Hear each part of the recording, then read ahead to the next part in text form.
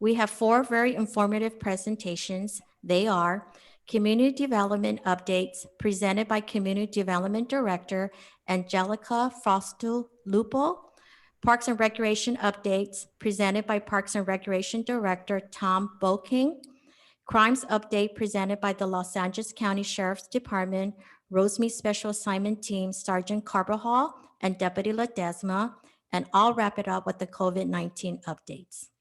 If you have missed our July 16th, August 20th, and our September 20th virtual area watch meetings and would like to see the meetings, you can find the links on our city website under the Public Safety Community Area Watch Meeting tab. Before we start with the presentation, Sergeant Carbajal from our Rosemead Special Assignment Team would like to say a few words. Good morning, I'm Sergeant Carbajal. As you may know, I've been recently appointed to work as a Rosemead Special Assignment Team Sergeant. It is my honor to serve the residents of the great city of Rosemead. My goals are to keep Rosemead safe by focusing on crime and addressing quality of life issues. It is important to me that we work together to build a strong relationship within the community. It is also important that we are transparent to the community we serve. I have been on the Sheriff's Department for over 22 years and have served numerous communities throughout Los Angeles County. I encourage you, our residents, to send me any comments or questions to better assist you with those concerns. If interested, please email me at publicsafety@cityofrosemead.org. Buenos días a todos los residentes de Rosemead. Yo soy Sargento Carvajal. Es mi gran honor de servir a la comunidad de Rosemead. Mis metas son de mantener la ciudad segura, centrándome en la delincuencia y enfocando en la calidad de vida.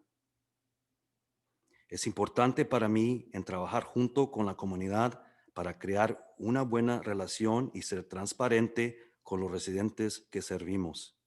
Si usted tiene preguntas o comentarios, por favor de mandarme un correo electrónico a publicsafety@cityofrosemead.org. Gracias y buen día. Thank you, Sergeant Carbajal. At this time, I would like to start our first presentation, Community Development Updates. Ms. Angelica. Good morning, everybody. So I am going to forward the slide. If Mandy, you give me access to share the screen.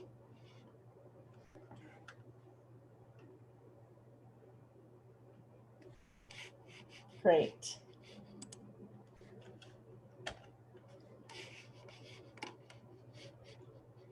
And I am not sure how to forward. I apologize. Oh, there it is. Here we go. There we go. So good morning, everybody. I'm Angelica Lupo, the Director of Community Development. And I do have some of my team members here with me today on this presentation. I have Lily Valenzuela, who's our Planning and Economic Development Manager, and Lucia Medina Whitaker, who's our Housing Management Analyst. And on the screen, you see here our contact information, should you have any questions and would like to reach us at a later date. So just a quick overview of the agenda. I'll talk about the department, give you some updates on economic development and COVID-19, housing division updates, other community development project updates, and if this was a live meeting, we would have a Q&A. So to go over community development, the department consists of business license. So if you are interested in opening a business in the city, you would come and fill out an application to obtain a business license. You can also do it online. The department also consists of housing, which we have several programs, and I'm not going to go into any detail about it because we do have a housing update included in this presentation. We also have economic development, working closely with the business community. We issue film permits, And our larger divisions include planning and building and safety. So if you're making improvements to your home or to your building, if you're a tenant, if you have a business in the city and you want to make some tenant improvements, you come and you see the planning division, and then you would see building and safety for your permits to begin construction. So we'll talk a little bit about economic development, and I can't really talk about economic development without addressing COVID-19. One affects the other, and COVID-19 we found has negatively affected cities like no other situation in modern times. Cities are experiencing a loss in revenues, and really it's too soon to tell exactly the devastation that cities are going to see due to the loss of sales tax. Our businesses have been affected like in no other time. And even though some of our businesses are open and operational, and we're grateful for that, many of our smaller businesses have greatly been impacted. The city of Rosemead is actually, we're fortunate to have very large retailers like Target and Walmart that were open during this whole time, and that will really help the city as well.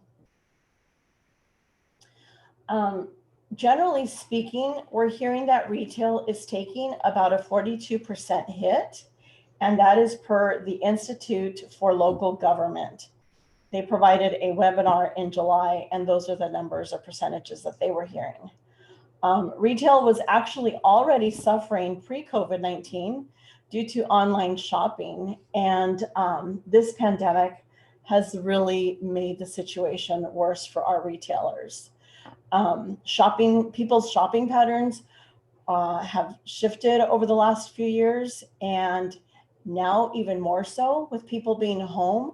They've been they're now accustomed to shopping online. So it'll be interesting once we're out of the pandemic and once stores are all fully open and operational, once our restaurants are open and operational with indoor dining as well. It'll be interesting to see how people shift their shopping back to more traditional ways, or whether they will continue to shop online. Cities and businesses are getting creative. We have an outdoor dining permit that we developed here in the city of Rosemead, and such as many cities in the area. We've had drive-in movies here, which has worked out really well, and curbside pickup. But again, I think this is only the beginning. I think we have a lot to learn from this experience, and a lot to still determine and to really look to see how we can continue to help our businesses. One of the things that we can all do, which doesn't take a whole lot of effort, is really shopping locally, showing the businesses that we're here to support them.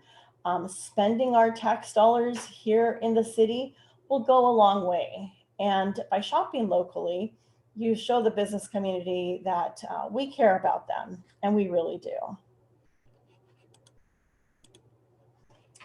The city's response to COVID-19. The city passed an urgency ordinance on March 30th, prohibiting the evictions of residential and commercial tenants for non-payment of rent due to the impact of COVID-19. The initial expiration was going to be in May, unless the governor passed an executive order, which he did. And so then it extended the deadlines for residential and commercial through July 28th. And then he passed another executive order that extended it again through September. Then in September, he passed an executive order to stop evictions for commercial businesses through March 31st, 2021.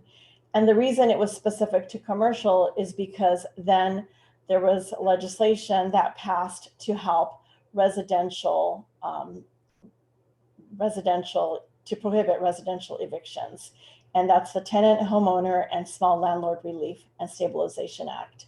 So residents do have some assistance through February 2021, but residents really need to work closely with their landlords because they're still responsible for paying some of that rent, up to 25%.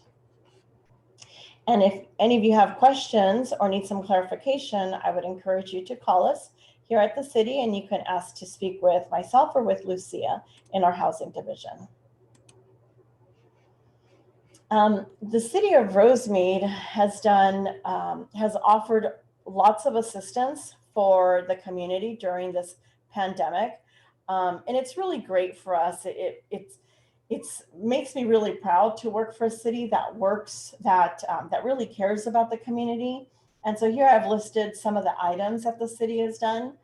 So, and the city has used various funding sources, including city funds, Federal CARES Act funds, CDBG and CDBG coronavirus funds.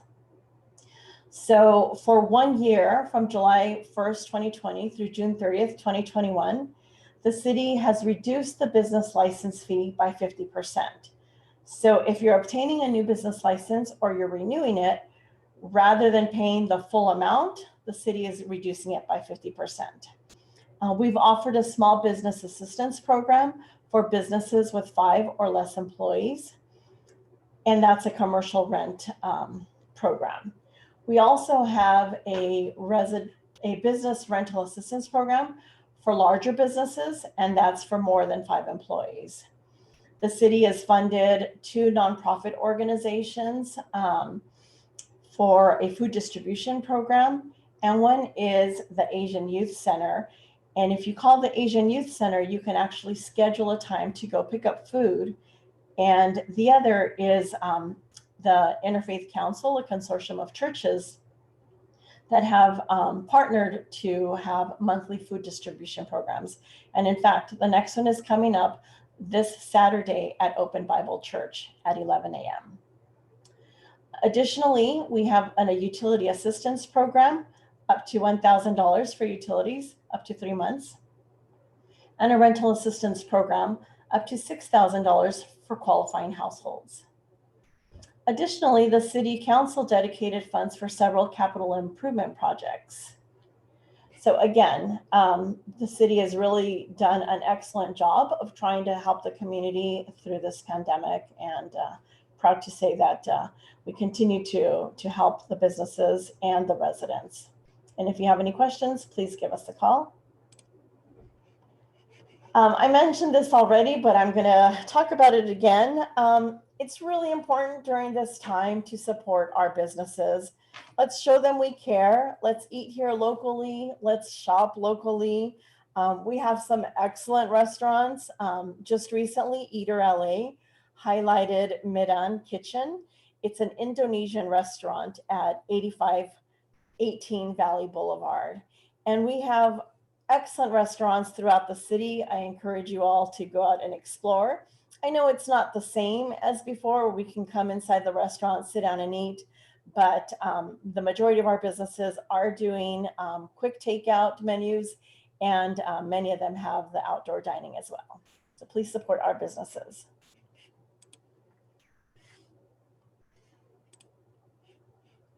And now I'll go ahead and let Lucia discuss some of our housing programs. To unmute myself here.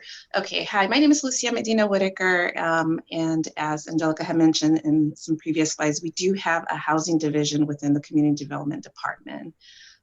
These 2 programs you see here, Community Development Block Grant and the Home Investment Partnership programs, are federally funded. Therefore, there are some federal income and age requirements for these programs. But Rosemead households who own and occupy their home may be eligible for various rehabilitation projects within their home. So under the CDBG program, we have the Handy Worker Grant Program, which would give a homeowner up to $15,000 for repairs and upgrades. The homeowner does need to be 62 years or older, or be handicapped or a disabled homeowner. Under the same CDBG program, we have more of an emergency grant program, which is kind of on a smaller scale if you have a broken water heater or something breaks that needs immediate repair on an emergency basis, and that grant is up to $2,000. And that grant also has an age requirement of 62 years and older. Whenever the city does a grant-funded project like this, we do test for lead and asbestos. And so if we find that the home has lead and asbestos in it, the city will go ahead and remediate that lead or asbestos at no cost to the homeowner. Under the home program, similarly, we have an owner-occupied rehabilitation program. And this one really does not have an age requirement. There are some federal income guidelines, but there are no age requirements. So it's a loan program, and the loan is offered at either a 0% to 3% simple interest. Those homeowners who are 62 years or older or handicap disabled would be offered the loan at a 0% interest, and anyone else would have that 3% simple interest deferment. Under the same home program, we do have a first-time home buyer program, which the city would provide up to $70,000 for down payment. And it is recorded as a silent second, so the city does not require the homeowner to necessarily make payments on it until its maturity date, which would be 30 years from the date that the deed is signed. The first-time homebuyer program, really you don't have to be a Rosemead resident per se, but you do have to buy in Rosemead, with priority given to those who work in Rosemead and those who live in Rosemead. So that's just kind of in a nutshell.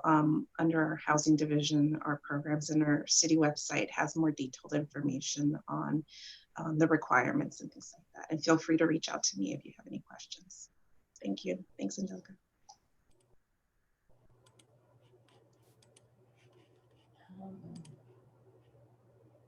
It's trying to click.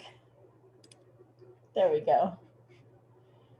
And next we have Lily Valenzuela. We'll talk a little bit about some of the other department projects and programs. Hi, my name is Lily Valenzuela, and I'm the Planning and Economic Development Manager for the City of Rosemead. So currently we have several major commercial projects. Several of them are on Garvey Avenue, and they're in review or under construction. These mixed-use projects are vertical. They're basically commercial on the ground floor and then residential above. The next item that we're working on is the accessory dwelling units. So the state has declared that the state of California has a housing shortage. So they basically came up with different bills, and the city had to amend our ADU ordinance, which became effective on October 8th. Another program that we have in the city is the commercial facade program. The commercial facade improvement program assists new and existing businesses improve their building facades. It's basically a forgivable, no interest loan. It's predicated on the creation of new jobs for low or moderate income persons. Some of the examples include like a facade renovation, painting the exterior of the building, or adding new signage. Other projects in the city that we're working on is the freeway corridor mixed use overlay. So the city received a Senate bill grant from the state, and we're basically developing a freeway corridor mixed use overlay zone. So the overlay zone will provide subjective development standards and guidelines related to planning and architectural design. Another project that the city is working on is the housing element update. So the state has determined that there is a housing need for the state of California. So within the SCAG region that the city of Rosemead is in, they have allocated 1.3 million housing units. So the city of Rosemead is allocated 4,601 units. So as part of this process, the city has to update the housing element, and the city has received a LEAP grant. So we're hiring a consultant to assist us with this project. We're hoping to complete this project by October 2020. So if you guys have any questions related to the planning department, please feel free to reach out to me. Thank you. And that concludes our presentation. If you have any questions, again, please feel free to reach out to us. Our contact information is at the beginning of the presentation, and you can always rewind and get it if you didn't have a chance to write it down. Thank you.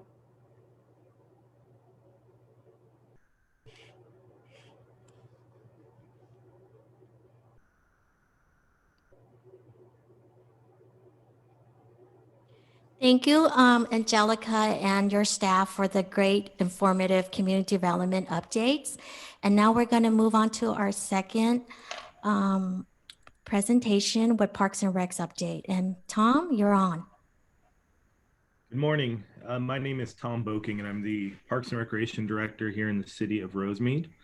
Let me just figure out how to move from the next screen here.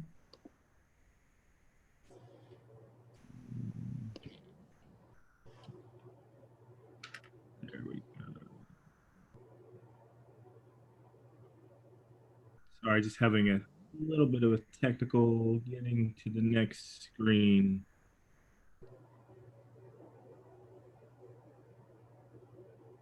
There we go.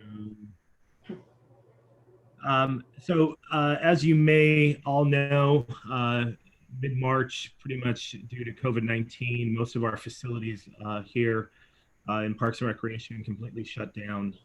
We had to stop programs and services. But since then, we've slowly started to open up, obviously within the guidance and the parameters set by the LA County Public Health Department. So I wanted to give you an overview as to the department now, what is available to you, and some events that are coming up.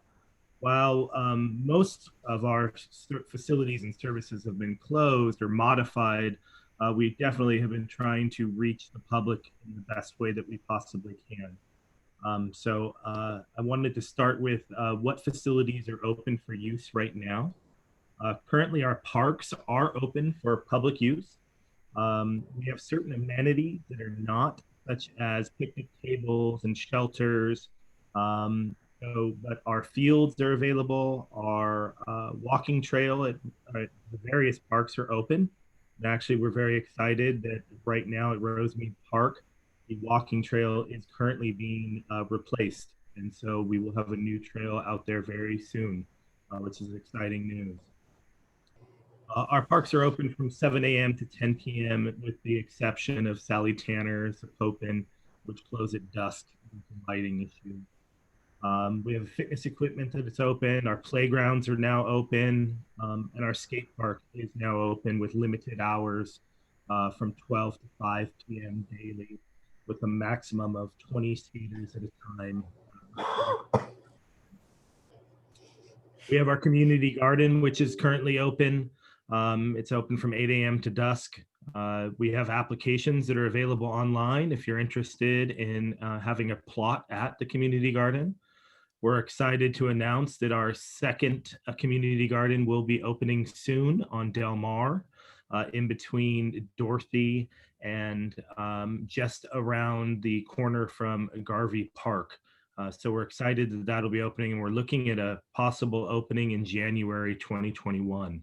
So if you're interested, please contact our department. Our centers, the Rosemead Community Recreation Center and Garvey Center, are closed for public use. Unfortunately, we are not allowed to have gathering inside the building. They are open for our lunch program at Garvey Center, so people can come in, grab their lunch, and leave. We are offering some limited classes outside. So there will be classes that are done outside in the parking lot at both facilities. You're still able to load your tap card, your Metro tap card at Garvey Center, and those are limited hours. Our Rosemead Aquatic Center is open for special programming only. So we now, what is open is lap swim, aquatic fitness classes, and swim team. And so I'll get into that in just a second here in this next slide.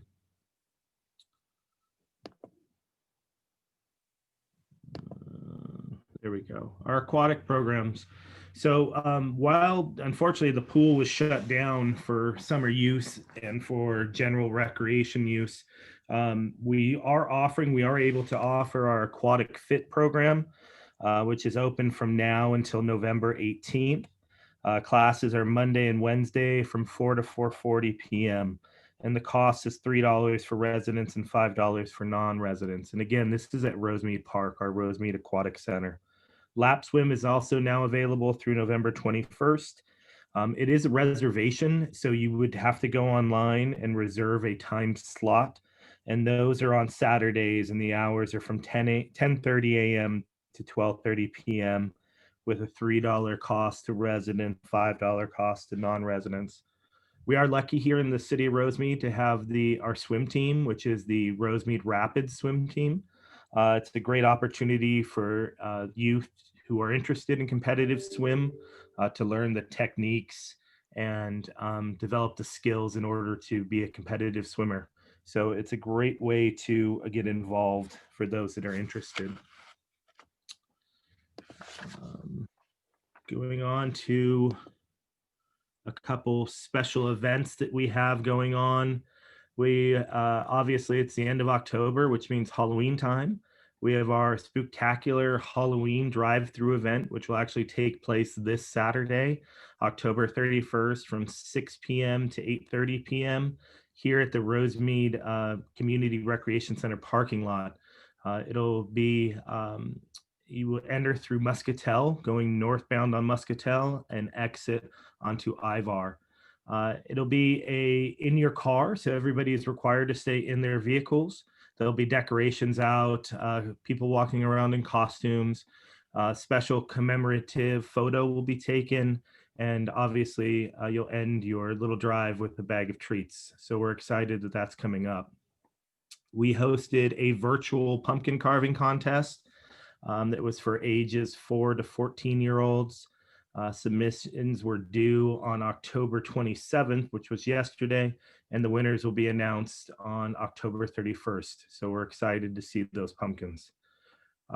Traditionally in our event, we do have a haunted house. So we've moved that to a virtual haunted house. So you can go on the city website, also our social media channels, and look at that.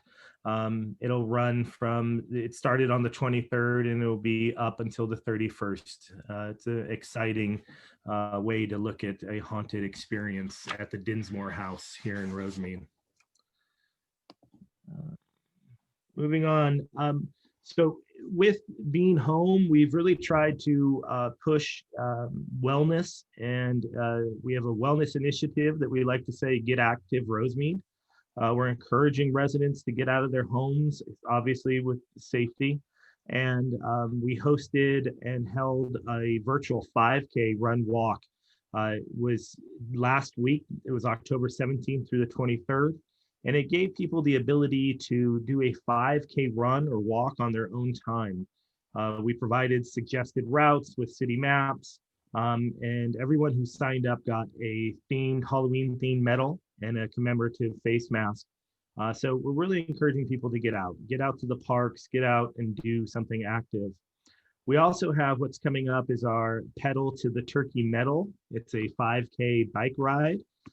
It'll be November 23rd through the 29th.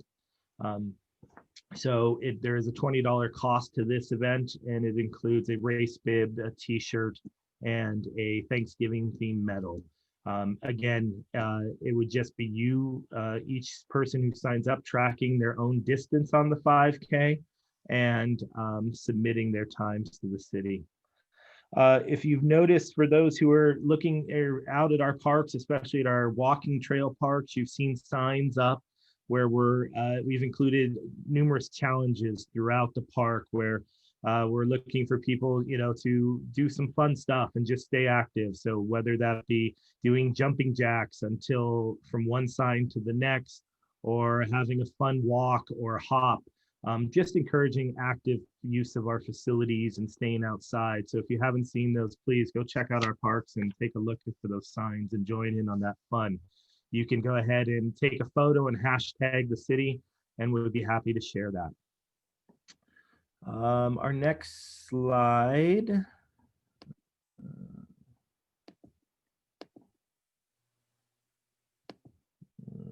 Sorry, having some technical challenges with finding the menu here.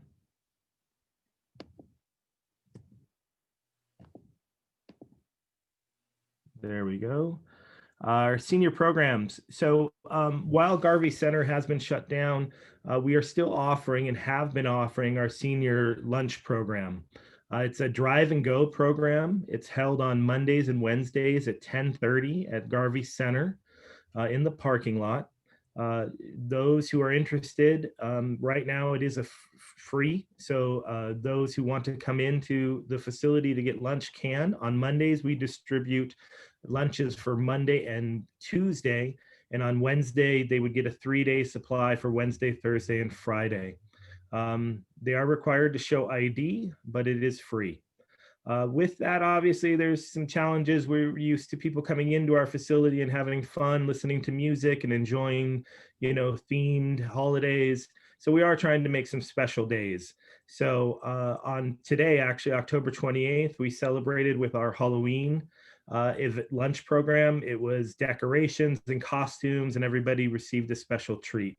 So just trying to keep people involved and engaged. In November, we'll celebrate Dia de los Muertos on November 4th, and we will have a special Disney Day on November 18th.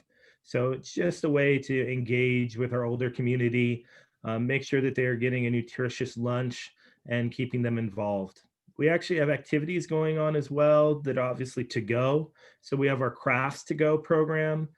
Each month, we distribute a bag with craft materials. So in October, we included a Halloween wreath and a wine goblet, decorative pumpkin glass goblet.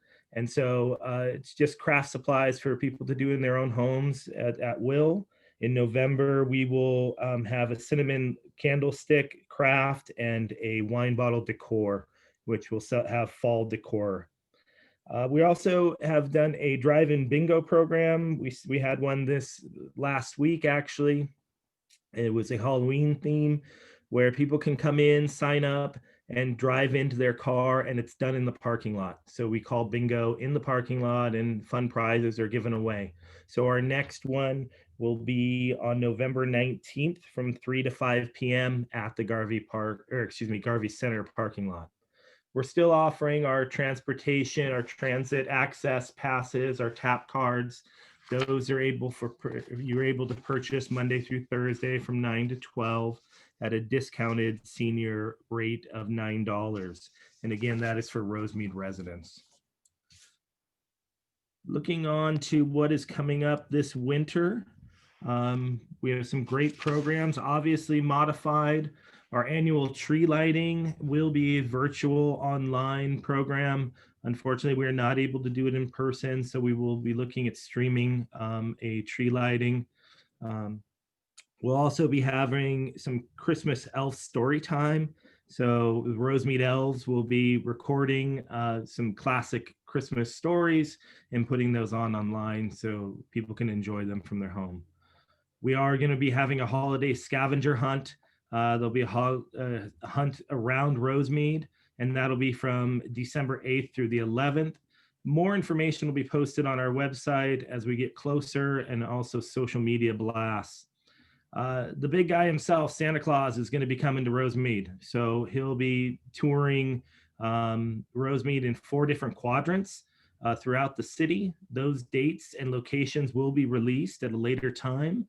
But make sure you pay attention to our social media as well as the website to get that information. You're always welcome to call our department and we'll give you. We're offering a letters to Santa. So we're helping out Santa this year. And so children are able to submit a letter to Santa Claus, and we'll make sure that each child gets a response from Santa himself. So that'll be from November 30th through December 16th, and a response will be coming to each child by December 23rd. So while we're limited to what we can do, we're making the best out of what we have to offer. We're getting creative, and we encourage everyone to come out and enjoy as much as they possibly can. Get active, get out there, enjoy our parks and our facilities the best that we can right now. And we look forward to seeing everybody very soon. So thank you very much. Thank you, Tom, and to your Parks and Recreation staff for providing fun programs to our community. Great presentation.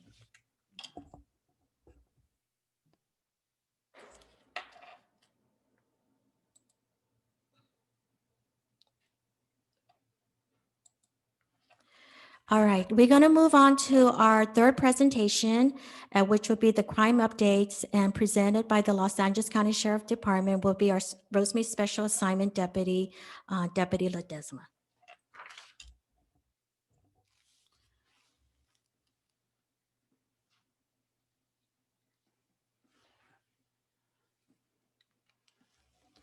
Hello, everyone. Thank you for joining us. My name is Deputy Ledesma, the Rosemead Special Assignment Team. Just a minute as I try to change this slide. All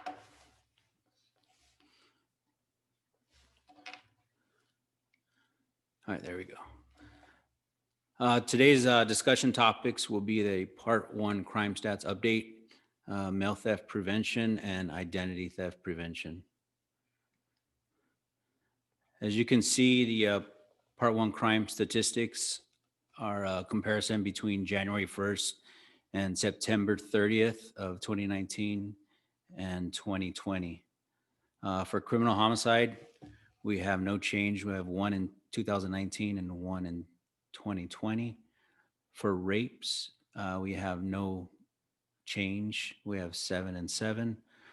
For robberies, we have a 10% decrease, 54 to 49. Aggravated assaults, we have 70 in 2019 and 76 in 2020. And there's a 8% increase in that, which based on our investigations, we determined a lot of that is due to COVID. A lot of families are home, unemployed, hard times, and that leads to other things. So our violent crimes total is 133 compared to 132 of last year, which is a 0.75 increase. Our next one is burglary. We have a 17% decrease. We went from 152 in 2019 to 129 in 2020. Larceny theft, which is petty theft, grand theft. We have a 6% decrease, went from 416 in 2019 to 390 in 2020.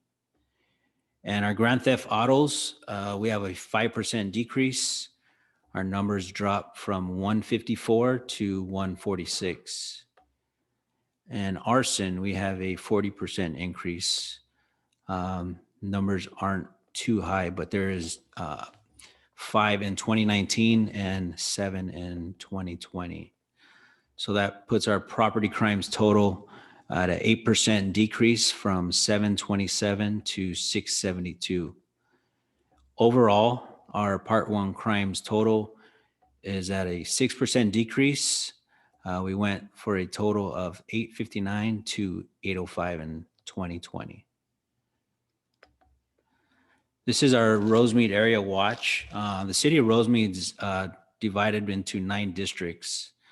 As you can see on the map, if you have any questions related to any crimes in your area, you can refer to this map and contact the Rosemead Public Safety Office to get in touch with one of us if you have any questions. Next topic would be, just a minute.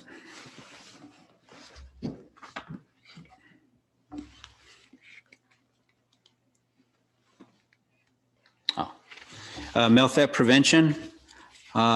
Pick up your mail promptly after delivery. If you're unable to pick up your mail, ask a trusted neighbor or a friend to clear your mailbox. If you don't receive an expected check or valuable mail you're expecting, contact the issuing agency immediately. If you change your address, immediately notify your post office and anyone whom you do business with via the mail. Tell your post office when you'll be out of town so they can hold your mail until you return. And do not send cash in the mail.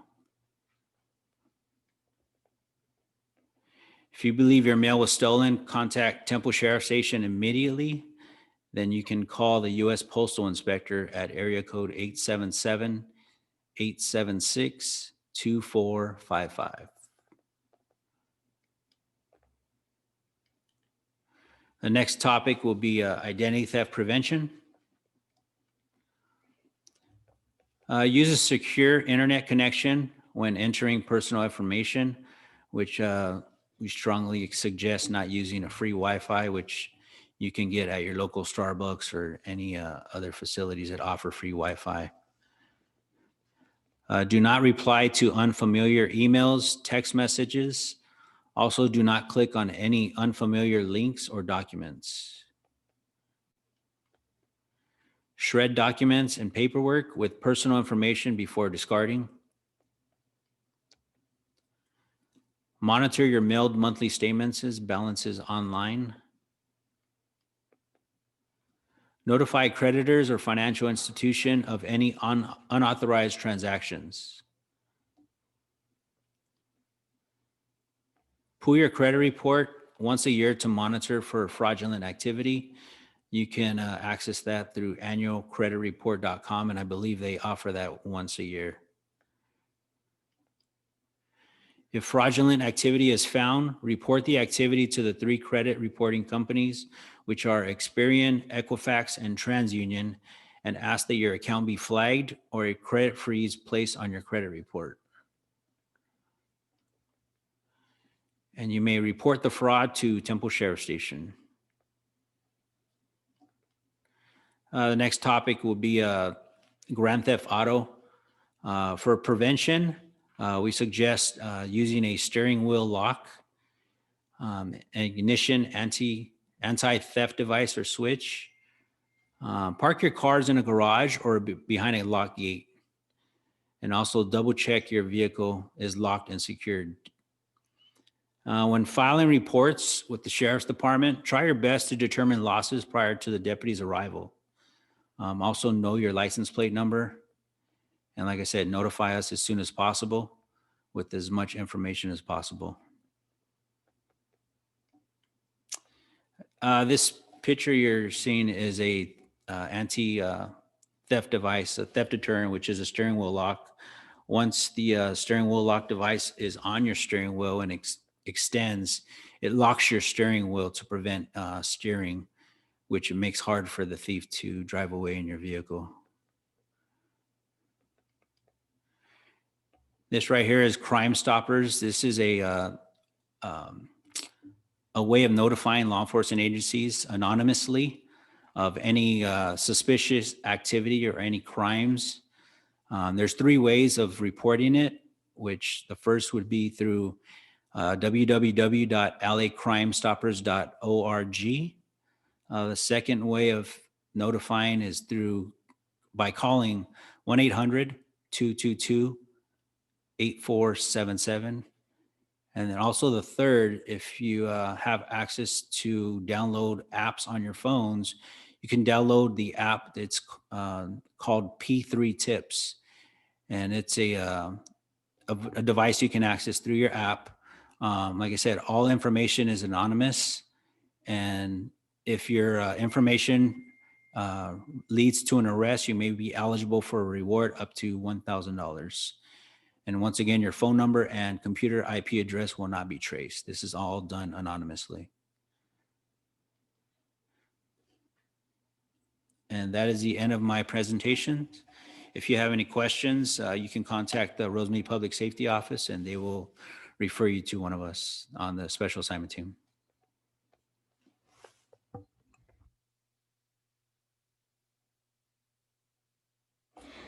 Thank you, Deputy Ledesma, for the informative presentation. So I'll wrap it up right now with the COVID-19 updates.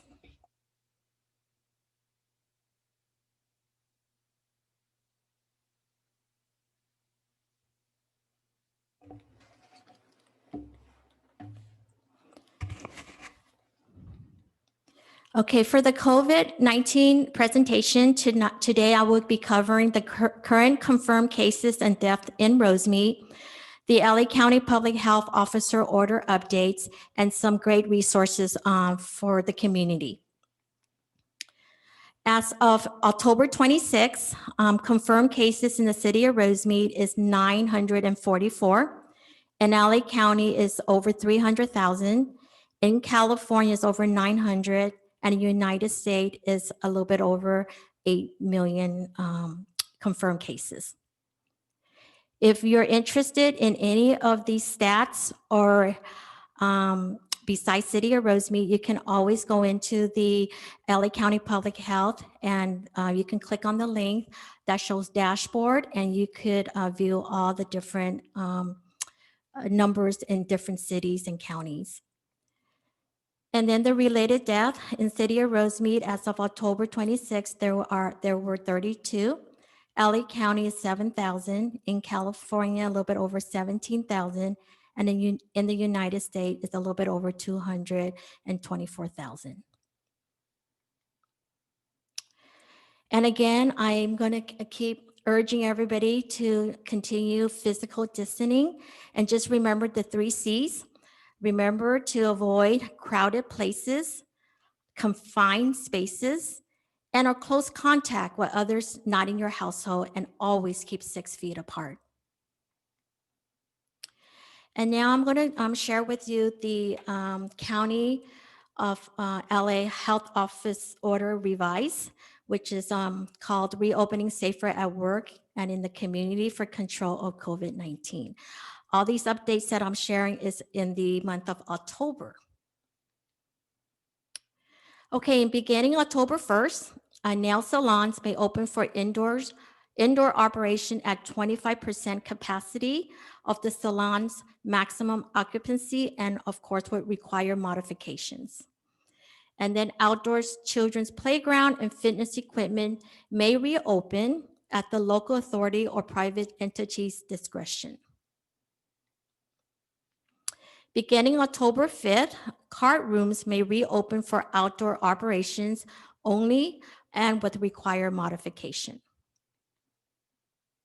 And then beginning October 7th, indoor malls and shopping center may reopen at a maximum of 25% indoor capacity and of course would require modifications. The food courts and specified common areas located within these locations must remain closed to the public until further notice. And then members of the public must not consume food or beverages inside these locations. And of course, restaurants and food facilities within these establishments, which is inside the malls, may not serve food. However, they can provide outdoor services. And of course, takeout as well is available. And then some recent update as of October 23rd, batting cages, miniature golf, and go-kart racing may open and operate outside only. And arcades and other indoor family entertainments operation will remain closed. Personal care establishments may offer services indoors, of course, with modifications. Again, food court dining areas and specified common areas located within an indoor malls and shopping centers will remain closed to the public until further notice. And schools may continue to provide essential assessment to students with IEP, which is individualized education programs, and ELS, which is English language learners, and other prioritized students. School may increase their percentage of school allowed at any one time on a K-12 campus from 10% to 25% or less of the total student body. And schools may reopen TK to second grades for classroom instruction with the waiver application approved by the LA County Department of Public Health. So now I'm going to share some of the COVID-19 resources. Rosemead, City of Rosemead is actually offering to Rosemead resident at no cost a COVID-19 test home collection kit. So if you are showing symptoms or may have possibly been exposed to someone with COVID-19, you can request for one of these test home kits. For further information regarding these COVID-19 test home kit, you can visit our city website at www.cityofrosemead.org. And then if you have questions relating to this test kit, feel free to email to covid19kit@cityofrosemead.org. If you are going shopping or going to a business establishments and you feel that there may be some concerns or violation, feel free to report it to LA County Public Health. And the website would be www.publichealth.lacounty.gov. When you get to that website, you click on File Report, and a pop-up screen is where you will fill out all those informations of where the concern of the business establishment that may or may not be following the CDC orders. And or if you are more comfortable, you can always call the number to report your concerns at 888-700-9995. Okay, as we share more resources would be for seniors. There is home delivery meals for older adults, and these will be for older adults 60 and older. And the number there that you may want to call is 1-800-510-2020, or you can visit the aging.ca.gov, and they will provide more information regarding the home delivery meals for older adults. And again, the City of Rosemead is providing the Great Place delivering programs. And if you are interested in this program, feel free to call me at 626-569-2168. With this program, it is a state and federal funded program, and there will be guidelines to be eligible for this program. However, we do provide 2 hot meals delivered to you Monday through Friday. Right now, as of FEMA have extended this program to the end of November 9th of 2020. And if you need some information, there is a statewide COVID-19 information hotline. They're open 7 days a week. There's a call center, and you can call at 833-422-4255. And again, you can visit the covid19.ca.gov hotline. And any other additional resources that you may have, it may not have to be related to COVID, you can always dial 211, and they will further assist you. And any additional information, always feel free to click onto our City of Rosemead website. And I have already shared with 211. And then Los Angeles County of Department of Public Health. And then there's the State of California and the Center for Disease Control and Prevention with the CDC. If you have any questions regarding anything, always feel free to call me at 626-569-2168 or shoot me an email at mwong@cityofrosemead.org. And my last public announcement, please wear a mask because it will save lives. If you have any questions regarding any of these, any of the presentations, or if you have any questions regarding anything else, or you would like to have coffee with our chief of police, Please feel free to send us an email at publicsafety@cityofrosemead.org. And this concludes my presentation on COVID-19.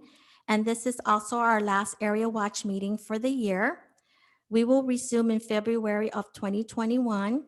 Hopefully by then, we are hoping that we will be able to meet in person. If not, until then, please be safe and take care and always wear a mask.